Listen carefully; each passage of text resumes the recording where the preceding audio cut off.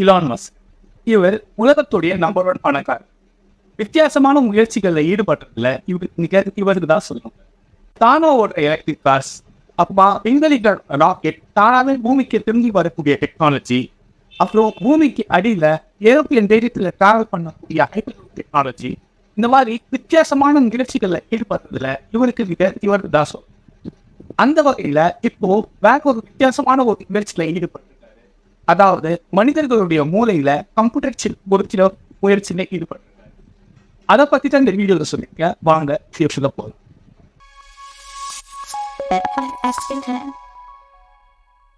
Elon Musk நியூராலிங்க்ல ஒரு கம்பெனியை ஆரம்பிச்சிருக்காரு. இவங்க மனித மூளையில கம்ப்யூட்டர் சிப் பொறுத்துற ஒரு டெக்னாலஜியை உருவாக்கியிருக்காங்க. இந்த டெக்னாலஜிக்கு பேர் பிரெயின் கம்ப்யூட்டர் இன்டர்ஃபேஸ் சொல்றாங்க. அது என்ன பிரெயின் கம்ப்யூட்டர் இன்டர்ஃபேஸ்னா, சுருக்கமாக சொல்லணும்னா, ஒரு மொபைலையோ கம்ப்யூட்டரையோ கனெக்ட் பண்ணி மொபைல் மூலியமா கம்ப்யூட்டரையோ இல்லை கம்ப்யூட்டர் மூலியமா மொபைலையோ நம்மளால ஆக்சஸ் பண்ண முடிஞ்சதுன்னா இதுக்கு பேர் தான் பிரெயின் கம்ப்யூட்டர் இன்டர்ஃபேஸ்னு சொல்லுவாங்க. இப்போ இது அப்படியே பிரெயின் கம்ப்யூட்டர் இன்டர்ஃபேஸ்க்கு அப்ளை பண்ணி பாருங்க. அதுக்கு நீங்க கம்ப்யூட்டர் மூலியமா மூளையை இயக்க போறாங்களா அப்படின்னு நினைச்சு பயப்பட வேண்டாம். அது அப்படியே ரிவர்ஸ் நம்ம மூளை நினைக்கிறத கம்ப்யூட்டர் செய்யும். இதுக்கு பேர் தான் பிரெயின் கம்ப்யூட்டர் இன்டர்ஃபேஸ். இந்த டெக்னாலஜியை தான் அவங்க உருவாக்கியிருக்காங்க. சரிப்பா, நம்ம தான் ஏற்கனவே கம்ப்யூட்டர் நல்லபடியாக இயக்கிட்டு இருக்கோமே, நமக்கு இதுக்கு இந்த மாதிரி ஒரு டெக்னாலஜி தேவை, இந்த மூளையில சிப் பொறுத்து தான் இந்த மாதிரி கம்ப்யூட்டர் நம்ம ஆக்சஸ் பண்ணுறோமா கேட்குறது புரியுது. இதுக்கு முக்கியமான காரணம் என்னன்னா, மனிதர்களுடைய மூளை சரியா செயல்படாததுனாலையும் ஸ்பைனல் கார்டில் நடக்கிற இன்ஜுரினாலையும் பல வகையான நோய்கள். இந்த நோய்களில் இருக்கிறவங்களுக்கு கைகள் மற்றும் கால்கள் சரியா செயல்படாத சூழ்நிலைக்கு தள்ளப்படுறாங்க. உலகின் தலைச்சிறந்த விஞ்ஞானியான ஸ்டீஃபன் ஹாக்கிங்க்கு இந்த மாதிரி ஒரு பிரச்சனை இருந்தது. அவரால் கைகளோ கால்களோ அசைக்க முடியாது. அதே மாதிரி அவரால் பேசக்கூட முடியாது.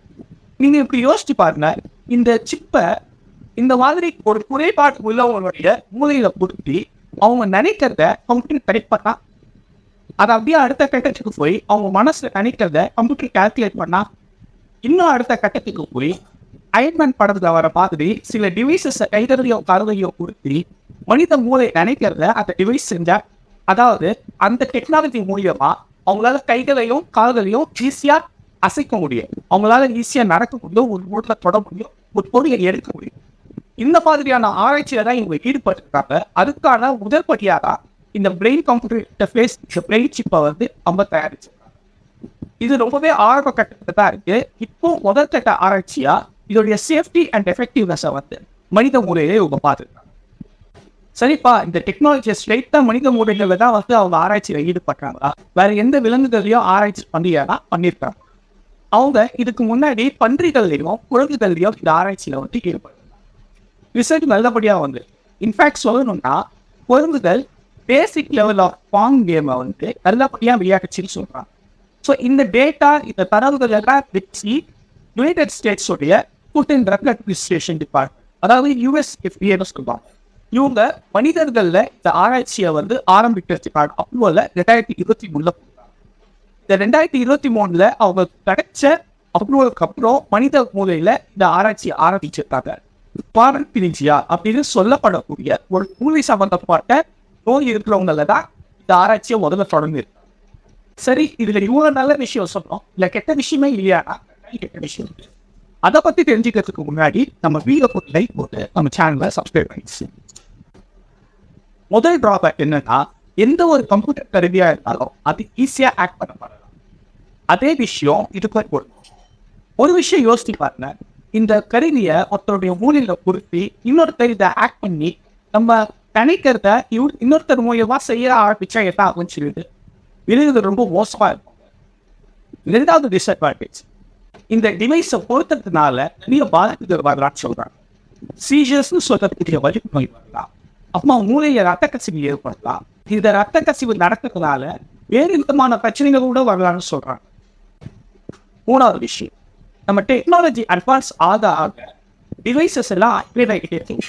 இப்போ நம்ம மொபைல் ஃபோனில் உதாரணத்துக்கு ஐஃபோன் வச்சிருக்கோம், ஐஃபோன் 10 அப்புறம் ஐஃபோன் 11, ஐஃபோன் 12 அப்படின்னு அப்கிரேட் ஆகிட்டே போகிற மாதிரி இந்த டிவைசஸ்லையும் ரொம்ப பெரிய அட்வான்ஸ்மெண்ட் பிக்சரில் வந்துகிட்டே இருக்கலாம். அப்படி வரும்போது ஓகேப்பா, இந்த சிப் எனக்கு பத்தாது, நான் அடுத்த சிப்புக்கு போகணும், அடுத்த லெவல் அட்வான்ஸ்மெண்ட் வேணும்னு சொல்லிட்டு இந்த சிப்பை கழட்டி மாட்டிட்டு இருக்கும். இது ரோபோ மூலியமா சர்ஜரி பண்ணி இம்ப்ளான்ட் பண்ணக்கூடிய டிவைஸ். இன்னொரு டிஸ்அட்வான்டேஜா நியூரோ சர்ஜன்ஸ் எல்லாம் சொல்றாங்க. நாலாவது ரொம்பவே முக்கியமான விஷயம், இந்த கம்பெனில இருந்து வெளியேற்றப்பட்ட சில எம்ப்ளாயிஸ் என்ன சொல்றாங்கன்னா, இந்த குழந்தைகளை டெஸ்ட் பண்ண போது சில குழந்தைகளுக்கு பெரிய லெவல்ல சைட் எஃபெக்ட்ஸ் தான் சொல்றாங்க. அதாவது ரத்த பேதி, மூளை வீக்கம், அம்மா கைகள் மற்றும் கால்கள் விழுதல், பார்ஷியல் பேரலைசிஸ்ன்னு சொல்லுவாங்க. இந்த மாதிரி பிரச்சனை இருப்பதாக சொல்றாங்க. ஸோ இதுல இருந்து நம்ம தெரிஞ்சிக்க வேண்டியது என்னன்னா, சயின்டிபிக் அட்வான்ஸ்மெண்ட் எப்பவுமே மனிதர்களுடைய வளர்ச்சிக்காக தான் இருக்கும், வீழ்ச்சிக்காக இருக்கும். இந்த டெக்னாலஜி என்னதான் ஆரம்ப கட்டத்துல இருந்தாலும் இது நல்ல விதத்துல டெவலப் பண்ணி அடுத்த கட்டத்துல நகர்ந்து போய் நம்ம மனித குலத்துக்கு யூஸ் ஆகிற விதமா இது மூலியமா வேற எந்த ஒரு புது பிரச்சனையும் வராத மாதிரி. இதை பத்தி நீங்க என்ன நினைக்கிறீங்க கமெண்ட்ல சொல்லுங்க. வேற ஒரு முக்கியமான தகவலோட சீக்கிரம் சொல்லிக்கிறேன். அதுவரைக்கும் உங்க 2 பேருக்கு விடைபெறுவது உங்கள் தினேஷா. நன்றி.